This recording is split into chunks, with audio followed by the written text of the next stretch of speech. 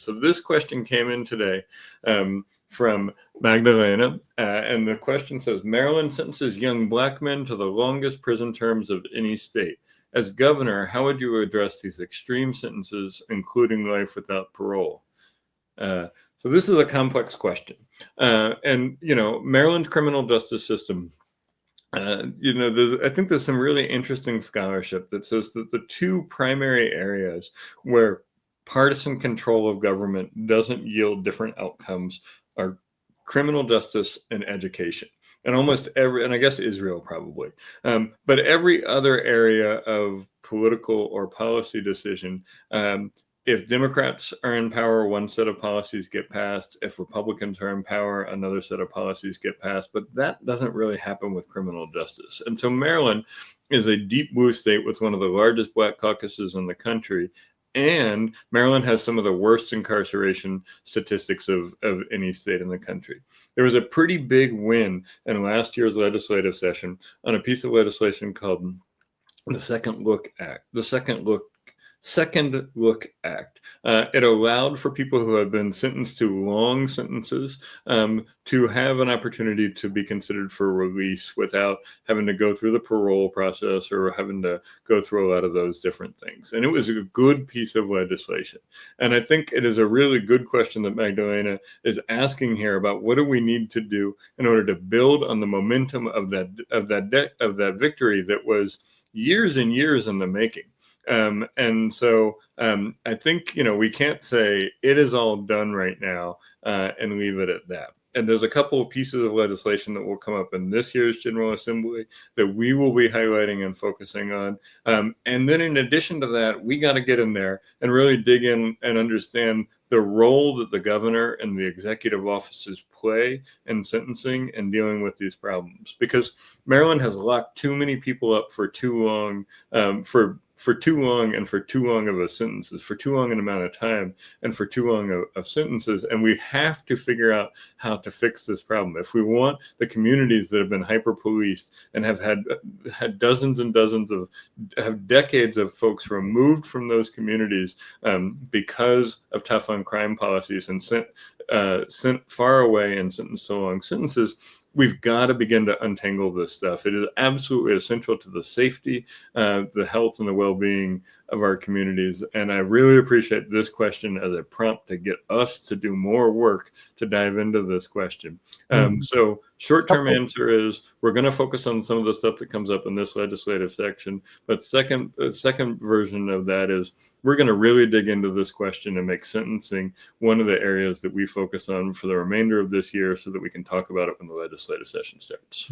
Yeah, a couple of thoughts to add on there. I mean, definitely, Andy, you're right that it was a consequential piece of legislation, and shout out to Magdalena for facilitating a coalition that was leading on this issue.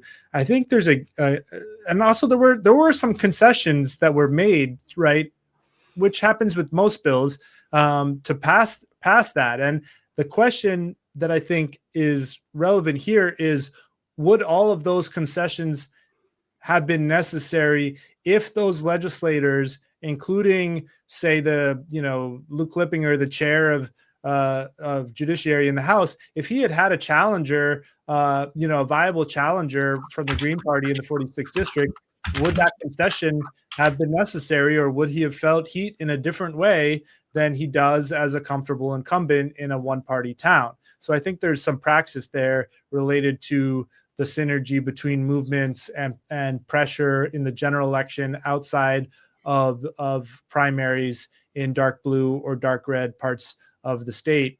The other part of that question, which I think, Andy, you could expand on a little bit, is Magdalena is specifically asking about young black men, right? And so this leads me to think of also how Maryland charges young people as adults. And can you talk a little bit more about that, Andy? Yeah, so there was a piece of legislation last year. And there's been really a movement around this for a long time that would stop auto charging young people as adults for certain crimes. It doesn't prevent them from being charged as adults if a court ultimately decides to do that, but it would have stopped the auto charging based on the crime. And they were told now is not the time. You got to come back for this sometime later. But this seems like the easiest of possible things that a state with a Democratic supermajority and Democrats in control of every major state office and control of the largest state counties at the executive level and at the prosecutor level. It seems like an easy thing to be able to get. But just yesterday, prosecutors across Maryland were gathering to say that they still want to auto charge young people as adults because they don't like the idea that they have come to believe that young people who are charged with crimes are committing adult crimes and should be charged with adults, and that they should be charged that way from the beginning.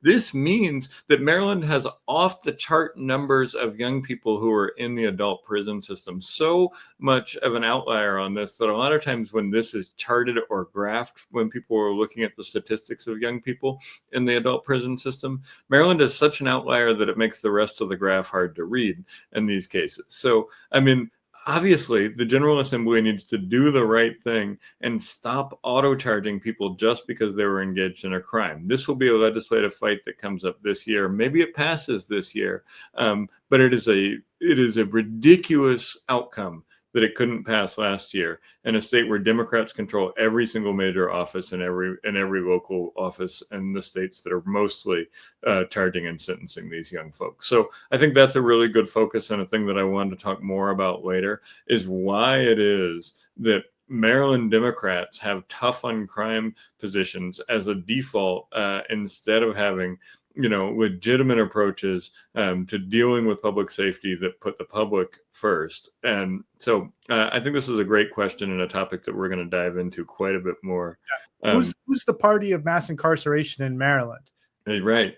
I mean, the party of mass incarceration in Maryland is very clearly the Democrats, and it has been since 1866 when they decided to end Reconstruction in the state of Maryland and have been in charge ever since then.